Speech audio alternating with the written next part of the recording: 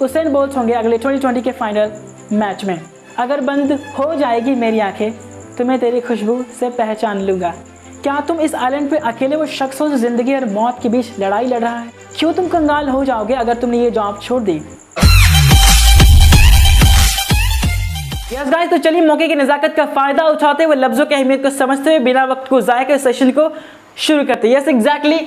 तो इस सेशन में आगे जाने से पहले मैं एक फ्लैशबैक पे आप लोगों को ले ज़रूर जाना चाहूँगा, क्योंकि जिस तरीके से पिछले वाले सेशन को मैंने डील किया वहाँ पे बेसिकली मैंने दो अलग अलग तरीके से दो अलग अलग टेंसेस को डील किया था। टू बी फैमिली को मैंने प्रेजेंट फॉर्म में डील किया था और उसके बाद वाले एपिसोड मैंने टू बी फैमिली को हम लोग पास्ट फॉर्म को अच्छे तरीके से सीखे और साथ ही साथ क्वेश्चन राउंड भी करवाया गया जिसमें काफ़ी हद तक स्टूडेंट्स ने पार्टिसिपेट किया। अब उम्मीद ये भी करूँगा इस सेशन में पूछे गए सारे सवालों के जवाब ज़्यादा से ज़्यादा स्टूडेंट्स देने की कोशिश करें और अपने पार्टिसिपेंट्स यहाँ पे दिखाएं। यस, तो चलिए शुरुआत करते हैं। तो मैं आपको बताना ये चाह रहा हूँ कि जैसा कि पिछले वाले दो एपिसोड्स में मैंने प्रेजेंट और पास्ट फॉर्म को डील किया, लेकिन आज जो हम लोग सीखने वाले हैं वो टू बी फैमिली से ही रिलेटेड है, यानी कि बी के फॉर्म को हम लोग फ्यूचर में सीखने वाले हैं। यस, बेसिकली जब हम लोग वर्ब वाले सेक्शन में इस चीज़ को डील कर रहे थे तो वहाँ पे मैंने आपको वर्ब के सेक्शन में मैंने आपको बखूबी बताया होगा कि जब भी किसी वर्ब के बारे में बात करते हैं तो कोई सा वर्ब बेसिकली दो बुनियादी फॉर्म्स में होते हैं, एक होता है प्रेजेंट फॉर्म, दूसरा पास्ट फॉर्म।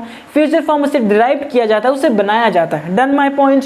तो ठीक इसी तरीके से यहाँ पे मैंने आपको बताया था कि टू बी फैमिली के present form am is are का इस्तेमाल हम लोग वहाँ पे कर रहे थे, यानी कि सब्जेक्ट के ठीक बाद हम एम इज़ आर का इस्तेमाल करते थे। तो वहाँ पे हम लोगों ने सेंस होता था कोई कुछ है, यानी किसी के एग्जिस्टेंस की बात। ठीक उसके बाद हम लोग जब वॉज ओवर इस्तेमाल कर रहे थे तो बी का वो प्रेजेंट फॉर्म यानी कि बी का वो पास्ट फॉर्म था, राइट। तो उस वाले कंडीशन में हम लोग इसके पास्ट फॉर्म को सीखे। अब जो कि प्रेजेंट फॉर्म पास्ट फॉर्म खत्म हो चुका तो हम लोग फ्यूचर के सेंस को देखने वाले हैं टू बी फैमिली के मदद से। आसान शब्दों में टू बी फैमिली के हम लोग फ्यूचर फॉर्म को देखने वाले, लेकिन टू बी फैमिली तो यहाँ अकेला हो जाता है और इसके साथ शैल विल का इस्तेमाल हम लोग करते हैं फ्यूचर में किसी चीज़ के होने का सेंस देने के लिए। आई होप यहाँ अब आप चीज़ें समझ में आनी क्लियर हो रही होगी। तो चलिए यहाँ पे सीखते हैं। यस, स्ट्रक्चर मैंने आपको बताया था गाइस, स्ट्रक्चर जिस तरीके से मैंने आपको लास्ट वाला एपिसोड में बताया था बिल्कुल हूबहू उसी शक्ल में है। मिजाज सिर्फ बदलने का कुछ इतना है कि शैल विल यहाँ पे है और पहले में प्रेजेंट फॉर्म में हम लोग एम इज़ आर रखते थे, पास्ट फॉर्म में हम लोग वॉज ओवर रखते थे और फ्यूचर के लिए यहाँ पे बी है और इसे फ्यूचर में सेंस देने के लिए हम लोग शैल विल का इस्तेमाल बी के ठीक पहले करते हैं। अगर मैं कुछ ऐसा कहता वो इस कंपनी का मालिक होगा तो इस स्टेटमेंट को सुनने के बाद बखूबी तौर पर आप इस सेंटेंस का ट्रांसलेशन आप बना चुके होंगे, लेकिन मैं आपसे ये पूछना नहीं चाह रहा बल्कि ये पूछना चाह रहा हूँ कि इस स्टेटमेंट को सुनने के बाद आपको क्या लग रहा है? एग्जैक्टली क्या लग रहा है आपको? क्या बात प्रेजेंट की हो रही या फिर फ्यूचर की हो रही? मैंने बोला वो इस कंपनी का मैनेजर होगा। हाँ, तो ये बात प्रेजेंट की हो रही या फिर फ्यूचर की हो रही? अब यहाँ पे दो कंडीशन अप्लाई हो जाते हैं। कंडीशन नंबर 1 कुछ ऐसा हो सकता है, उस बंदे को मैं नहीं जानता। हाँ, उस बंदे को मैं बिल्कुल नहीं जानता। तो मैं क्या हुआ कि मैं एक होटल पे गया, मैं वहाँ पे जाता हूँ, मैं पूछता हूँ कि भाई यहाँ पे मैनेजर कौन है। तो जिस बंदे से मैंने पूछा ना, अब यहाँ इत्तेफाक देखिए उस बंदे को भी मालूम नहीं कि मैनेजर कौन है। अब वो आजू बाजू देखता है, यानी कि इधर उधर देखता है, राइट। उसको देखने के बाद अब उसे एक ऐसा बंदा नज़र आता है, उस बंदे को देखने के बाद वो कहता है कि आई थिंक वो इस कंपनी का मैनेजर होगा, क्योंकि वो बंदा लीडिंग रोल में लग रहा है और बाकी सारे लोग जो उसके इंस्ट्रक्शंस पे काम कर रहे हैं, राइट। और उसकी पर्सनैलिटी भी काफ़ी डिसेंट है, तो मुझे लग रहा है कि वो इस कंपनी का मालिक होगा। तो अब मुझे ये बताइए कि क्या ये बंदा जो मुझे बता रहा है कि वो इस कंपनी का मालिक होगा, क्या वो फ्यूचर के लिए बोल रहा है या फिर प्रेजेंट के लिए बोल रहा है? नो डाउट ये बंदा प्रेजेंट के लिए बोल रहा है, क्योंकि यहाँ पे वो बतला रहा है कि वो इस कंपनी का मालिक होगा, यानी कि जिस बंदे के बारे में बात की जा रही वो यहाँ पे कंपनी का मालिक है, कंपनी का मैनेजर है, जो भी आप बोलना चाहो। समझ में आ रहा? Condition number 2। यस, तो कंडीशन नंबर 2 कुछ ऐसा हो सकता है कि सामने वाले इंसान को मैं जानता हूँ। एग्जैक्टली, सामने वाले इंसान को मैं बखूबी अच्छे तरीके से जानता हूँ कि वो मैनेजर नहीं है, लेकिन मुझे ये भी मालूम है कि वो बंदा होटल मैनेजमेंट कर रहा है। डन, वो किसी इंस्टीट्यूशन से, किसी एकेडमी से वो होटल मैनेजमेंट कर रहा है और आने वाले 3-4 साल के बाद वो बंदा होटल का, किसी होटल का मैनेजर या फिर किसी कंपनी का मालिक ज़रूर बन जाएगा। तो इस वाले कंडीशन मुझे मालूम है कि वो होटल का मैनेजर या फिर कंपनी का मैनेजर नहीं है। डन, लेकिन मैं क्या बोल रहा हूँ कि हाँ वो किसी कंपनी का मालिक होगा, या फिर मुझे मालूम है कि वो उसकी अपनी कंपनी है, अभी कोई और चला रहा है, लेकिन आने वाले 3 सालों के बाद वो बंदा इस कंपनी का मालिक होगा। तो यहाँ पे मैं चीज़ें फ्यूचर को एक्सप्रेस कर रहा हूँ, और पहले वाले कंडीशन में आपने देखा कि चीज़ें फ्यूचर में बोली ज़रूर जा रही कि वो इस कंपनी का मालिक होगा, लेकिन चीज़ों को एक्सप्रेस प्रेजेंट के लिए किया जा रहा है। नटशल पे आता हूँ, मैं आपको बताना ये चाह रहा हूँ कि फ्यूचर में कोई सा भी काम सर्टेन नहीं होता। एग्जैक्टली गाइस, फ्यूचर में कोई सा भी काम आप सर्टेन नहीं होता। फ्यूचर टेंस में अगर आप देखोगे तो आप ये चीज़ बता ही नहीं पाओगे कि ये चीज़ प्रेजेंट की बात की जा रही है, पास्ट की बात की जा रही है, फ्यूचर। आखिर ये क्यों ऐसा होता है? वो होता है इस मॉडल वर्ब के वजह से, एग्जैक्टली। और इसीलिए इसे टाइमलेस टेंस भी कंसीडर किया जाता है, क्योंकि ये बता ही नहीं सकता कि बात प्रेजेंट की हो रही, बात फ्यूचर की हो रही है, फिर बात पास्ट की हो रही। अगर मैं स्ट्रेट अवे यहाँ पे पूछता हूँ कि यार कल तुम उस बंदे से होटल में बात कर रहे थे ना, वो बताएंगे ज़रा आप वो कौन था, तो आप मुझे बताओगे कि एक्चुअली वो उस कंपनी का आई थिंक मैनेजर होगा जो मुझसे बात कर रहा था, राइट। तो यहाँ पे जो आपने मुझे स्टेटमेंट दिया ना कि वो उस कंपनी का मैनेजर होगा, तो मुझे ये बतलाइए कि बात प्रेजेंट की हो रही, पास्ट की हो रही है, फ्यूचर की हो रही है? एग्जैक्टली बात पास्ट की हो रही है। और अगर मैं पूछता हूँ यस कि वो बंदा कौन है, तो आप मुझे बोलते हो पता नहीं, वो बंदा शायद इस कंपनी का मैनेजर होगा। तो यहाँ पे आप क्या बता रहे हो? एग्जैक्टली वो बंदा कंपनी का मैनेजर होगा। यहाँ पे पॉसिबिलिटी है, आप एक अंदाज़ा लगा रहे हो, आप एक अनुमान लगा रहे हो, आप प्रिडिक्ट कर रहे हो। समझ में आ रही चीज़ें? तो यहाँ पे क्या, यहाँ पे आप बता रहे हो इस कंपनी का मैनेजर होगा, प्रेजेंट के बारे में कह रहा। और वहीं दूसरी तरफ अगर मैं ऐसा कहूँ यस कि वो उस कंपनी का मालिक होगा 5 साल के बाद, तो यहाँ पे चीज़ें किसके बारे में बताया जा रहा है? एग्जैक्टली गाइस, फ्यूचर के बारे में बताया है। तो मुझे उम्मीद है आपको समझ में आ गया होगा कि मॉडल वर्ब का इस्तेमाल हम कहीं भी करते हैं ना, मॉडल वर्ब कभी भी किसी भी एक्शन का टाइम नहीं बता सकता। यस, इसीलिए इसे टाइमलेस कंसीडर किया है। स्ट्रक्चर काफ़ी सिंपल है गाइस, तो देखिए इसे कैसे फ्रेम किया जाता है।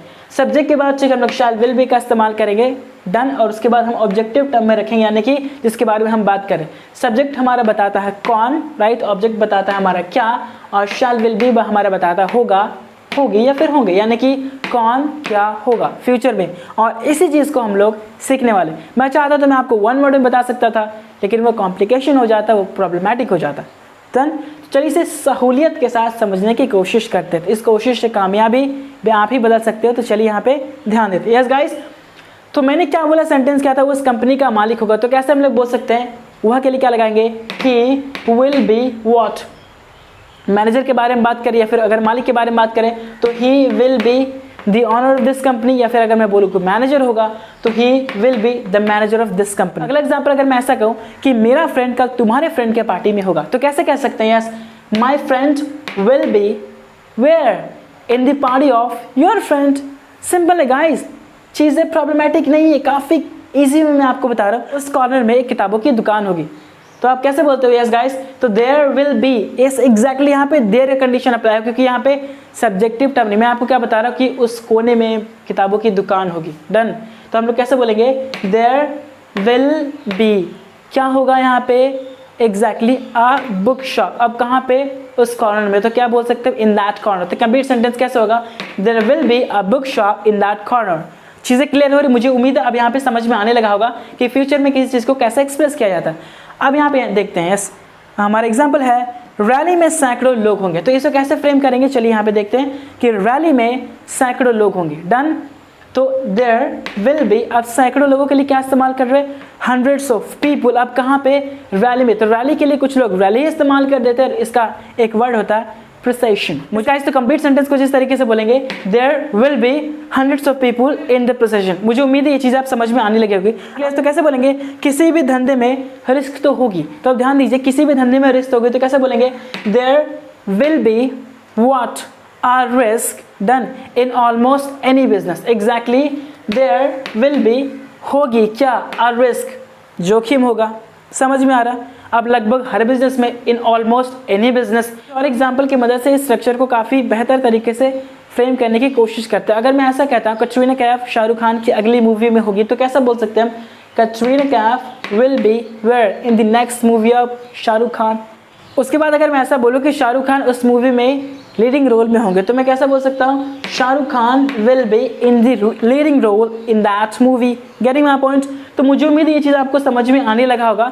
तो आप देखते हैं अफर्मेटिव के बाद इसको नेगेटिव अगर मुझे बनाना होगा, तो मैं कैसे बोल सकता हूँ कि कटरीना कैफ शाहरुख खान की अगली मूवी में नहीं होगी। तो कैसे हम बोलेंगे, Katrina Kaif will not B in the next movie of Shahrukh Khan. Yes, उस कॉर्नर में एक किताबों की दुकान नहीं होगी, तो कैसे बोल सकते हैं, there will not be a book shop where in that corner. समझ में आ रही चीज़ें, मैं तुम्हारी महफिल में कर तुम्हारे साथ नहीं रहूँगा। तो कैसे हम लोग बोल सकते हैं, I will not be with you in your function. तो अफर्मेटिव के बाद चलिए हम लोग अब नेगेटिव के स्ट्रक्चर को सीखने की कोशिश करते हैं और साथ ही साथ इसके मदद से हम लोग सेंटेंसेस को फ्रेम करेंगे। तो जैसा कि आपने यहाँ पे पॉजिटिव वाले स्ट्रक्चर में देखा, इसको नेगेटिव बनाने के ठीक हम लोग नॉट का इस्तेमाल करते हैं, राइट। तो यहाँ पे आप देख पाओगे कि सब्जेक्टिव टर्म के बाद शैल विल, उसके बाद नॉट का इस्तेमाल किया गया।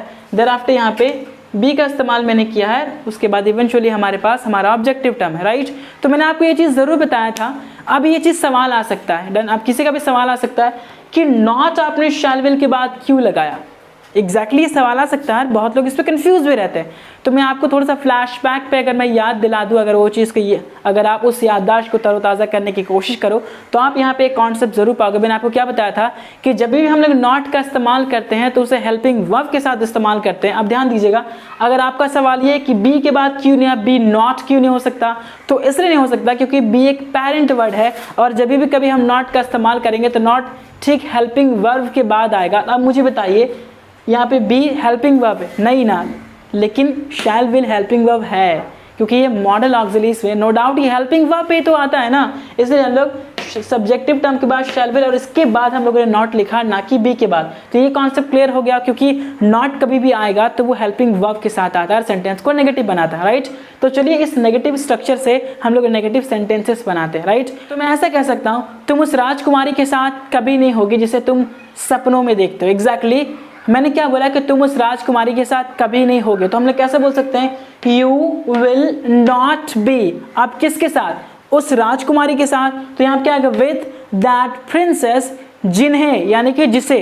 तो जैसे मैंने आपको एक कॉन्सेप्ट बताया था कि जिसे या फिर जो के लिए हम लोग 3 टर्म का इस्तेमाल करते हैं, हु, एक होता है विच और यहाँ पे दैट, राइट। लेकिन यहाँ पे बात जिन्हें की हो रही है, तो जिन्हें के लिए हम लोग ना हु विच दैट का इस्तेमाल करेंगे, बल्कि हमें इस्तेमाल करना होगा हुम का, क्योंकि जिनके या फिर जिन्हें के सेंस के लिए हम लोग हुम का इस्तेमाल करते हैं, डन। तो मैं कैसे बोलूँगा गाइस, तो चलिए सेंटेंसेस को फ्रेम करते हैं। यस, तुम उस राजकुमारी के साथ नहीं होगे जिसे तुम सपनों में देखते हो। तो यहाँ पे कैसे इसको फ्रेम करेंगे, you will not B, right, with that princess, जिन्हें यानी कि हम ये क्या इस्तेमाल करेंगे, हुम, जिन्हें तुम सपनों में देखते हो। तो तुम देखते हो तो क्या हम बोलते हैं, जैसे कि मैं देखता हूं तो मैं बोलूँगा आई सी इन माई ड्रीम्स। तुम देखते हो तो you see in your dreams, right. तो सेंटेंस कंप्लीट कुछ इस तरीके से होगा, you will not be with that princess whom you see in your dreams. और अगर मैं ऐसा कहूँ कि वो कृष्ण के नगरी का वासी नहीं होगा, तो हम कैसे बोल सकते हैं, ही विल नॉट बी। और वासी का क्या होता है, रेजिडेंट का इस्तेमाल करते हैं हम लोग, राइट। तो कैसे बोलेंगे, he will not be a resident of Krishna city. वो कृष्ण के नगरी का या फिर कृष्ण के शहर का वासी नहीं होगा। मुझे उम्मीद ये चीज़ आपको समझ में आने लगा होगा, डन। अगला एग्जाम्पल मैं ऐसे बोल सकता हूँ कि तुम 5 साल के बाद इस गांव में नहीं होगे। तो मैं कैसे बोल सकता हूँ, यू विल नॉट बी, किस गांव में, इस गांव में। तो क्या बोलेंगे, इन दिस विलेज, कब, 5 साल के बाद। तो फिर after 5 years, done. Complete sentence कुछ इस तरीके से होगा, you will not be in this village after 5 years, done. तो नेगेटिव में चीज़ समझ में आने लगेगी। चलिए कुछ और एग्जांपल देखते हैं। अगर मैं बोलूँ, यस, कल के महफिल में तुम मेरे साथ नहीं होगे, तो कैसे हम लोग बोलेंगे, you will not B with me. कहाँ पे, कल के महफिल में, यानी कि इन टुमारोज फंक्शन। हम ऐसा बोल सकते हैं, ऐसा बोलो कि तुम अगले मैच में अपने पोजीशन पे नहीं रहोगे, राइट। तो मैं कैसे बोल सकता हूँ, you will not be in your position, कब, अगले मैच में। तो कैसे हम बोलेंगे, इन द नेक्स्ट मैच। चीज़ें समझ में आ रही, डन। यस, तुम अगले टूर्नामेंट में लीडर के तौर पे नहीं होगे। तो हम कैसे बोल सकते हैं, you will not be a leader, right, in the next tournament. तो यहाँ पे अफर्मेटिव आपको समझ में आ गया, नेगेटिव आपको समझ में आ गया। अब जब हमें यस नो क्वेश्चन को फ्रेम करना पड़ता है, यानी कि जब हमें इंटरोगेटिव का सेंस देना होता है, तो उस वाले कंडीशन में क्या करते हैं, एग्जैक्टली गाइस, सिंपली कुछ नहीं करना होता है। वर्ब को हम लोग पहले रख देते हैं और सब्जेक्ट को इसके बाद रख देते हैं। बाकी चीज़ें एज इट इज़ है। कई बार हम लोग इस स्ट्रक्चर को सीख चुके। तो चलिए अब हम लोग यहाँ से सवालों को फ्रेम करना सीखते हैं। तो कैसे हम लोग बोलेंगे, अगर मैं एग्जाम्पल के तौर पर ऐसा बोलूँ, क्या तुम तैयार होगे मेरे साथ यूथ फेस्टिवल में जाने के लिए। तो क्या बोलेंगे हम लोग, will you be ready to go with me in the youth festival, done.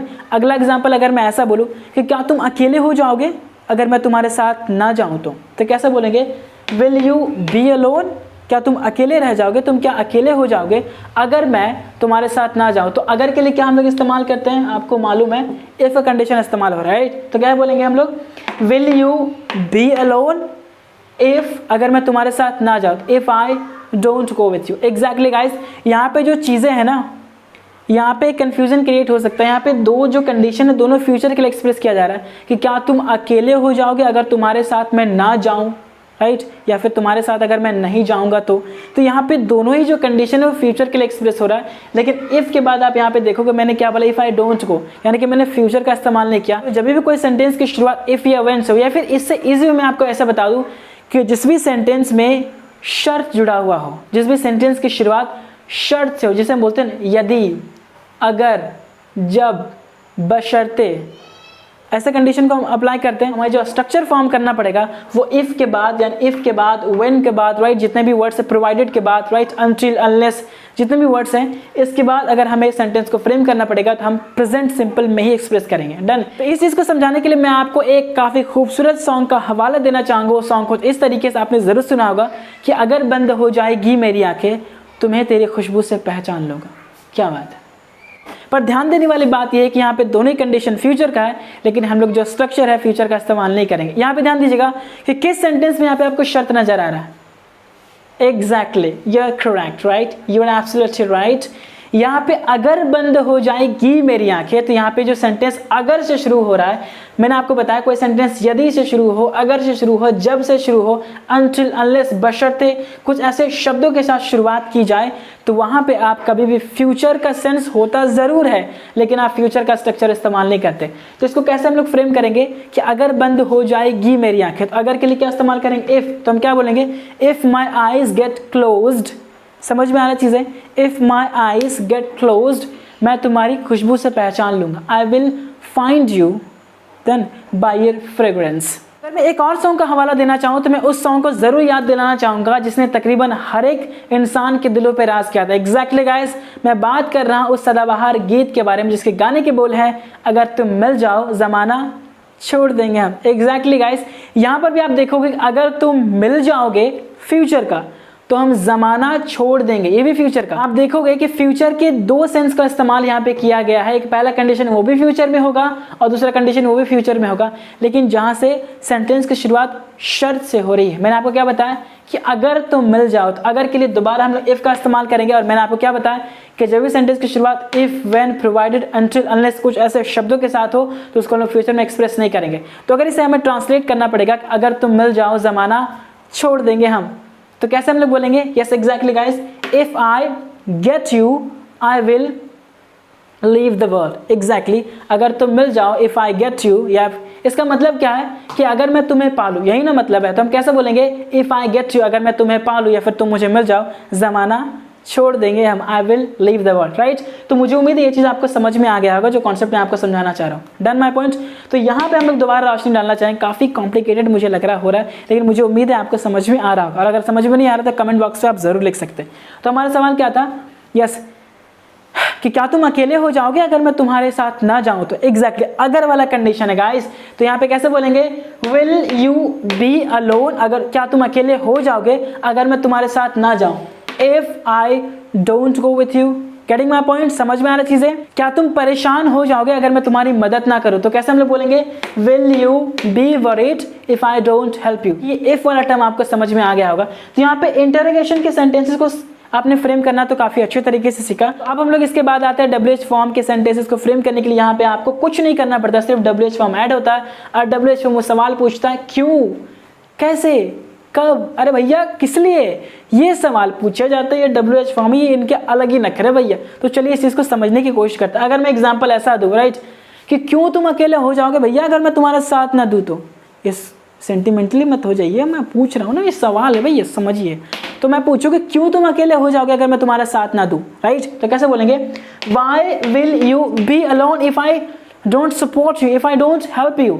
तुम क्यों परेशान हो जाओगे अगर मैं तुम्हारे साथ तुम्हारे लिए ना खड़ा हूं। तो मैं कह रहा हूं, why will you be worried if I don't take a stand for you. मुझे उम्मीद है ये चीज आपको समझ में आने लगा। अगर मुझे ये कहना होगा कि कैसे तुम अकेले हो जाओगे अगर मैं तुम्हारा साथ ना दूं, तो कैसे फ्रेम करेंगे, यस, कैसे के लिए क्या इस्तेमाल करते हैं हाउ, तो क्या बोलेंगे how will you be alone if I don't help you. Done. कैसे तुम परेशान हो जाओगे अगर मैं तुम्हें सपोर्ट ना करूं, तो सिंपली जहां हम लोगों ने क्यों के लिए वाई का इस्तेमाल किया, तो कैसे के लिए हम लोग हाउ का इस्तेमाल करेंगे। How will you be worried. Done. अगर मैं तुम्हारी हेल्प ना करूँ तो if I don't help you. इससे भी इजी सेंटेंसेस को मैं ऐसे फ्रेम करूँ तो मैं क्या बोलूँगा, यस क्यों तुम मेरे साथ होगे कल पार्टी में, तो कैसे बोल सकते हैं why will you be with me at the party, right. क्यों तुम कल उस रेस्टोरेंट में होगे जहाँ कोई नहीं जाना चाहता, so why will you be in that restaurant where nobody wants to go. Done. क्यों तुम कल अपने फ्रेंड के साथ होगे जबकि तुम्हें अपना वक्त कल अपने फैमिली वालों के साथ बिताना, तो कैसे बोल सकते हैं why will you be with your friends, right. अब जबकि क्या होता whereas you have to spend your time with your family. वक्त आ गया है गाइस, सवालों के सिलसिले को आगे बढ़ाएंगे। जिस तरीके से मैंने आपको ये टॉपिक पढ़ा है, ठीक इसी बुनियाद पे, ठीक इसी स्ट्रक्चर को इस्तेमाल करते हुए आपको उन सवालों के आंसर्स को फ्रेम करने, और वीडियो को देखने के बाद जितना जल्दी आप आंसर करो उतना ज़्यादा बेहतर है, क्योंकि अगला नाम आपका हो सकता है। या जितना जल्द हो सके कमेंट बॉक्स में अपने आंसर्स को लिखने की कोशिश करें। इस एग्जैक्टली गाइस मैं कोशिश करूँगा कि पिछले बार जो पार्टिसिपेंट्स की तादाद जितनी थी, इस बार टोटल में डबल होने की उम्मीद एटलीस्ट कर सकता हूं, क्योंकि मुझे उम्मीद है कि आप सब मुझे अपनी समझदारी का सबूत पेश करेंगे। Yes exactly guys, yes. तो question number first, Usain Bolt होंगे अगले 2020 के फाइनल मैच में। मैं दोबारा रिपीट करूं, उसेन बोल्ट होंगे अगले 2020 के फाइनल मैच में। यस। क्वेश्चन नंबर 2, तुम उस गलती की भागीदारी बिल्कुल नहीं होगे जो तुमने कभी किया ही नहीं। तुम उस गलती की भागीदारी बिल्कुल नहीं होगे जो तुमने कभी किया ही नहीं। क्वेश्चन नंबर 3, अगर बंद हो जाएगी मेरी आंखें तो मैं तेरी खुशबू से पहचान लूँगा। यस, आई रिपीट इट, अगर बंद हो जाएगी मेरी आंखें तो मैं तेरी खुशबू से पहचान लूँगा। यस। क्वेश्चन नंबर 4, क्या तुम इस आइलैंड पे अकेले वो शख्स हो जो ज़िंदगी और मौत के बीच लड़ाई लड़ रहा है। एग्जैक्टली, क्या तुम इस आइलैंड पे अकेले वो शख्स हो जो ज़िंदगी और मौत के बीच लड़ाई लड़ रहा है। क्वेश्चन नंबर 5, क्यों तुम कंगाल हो जाओगे अगर तुमने ये जॉब छोड़ दी।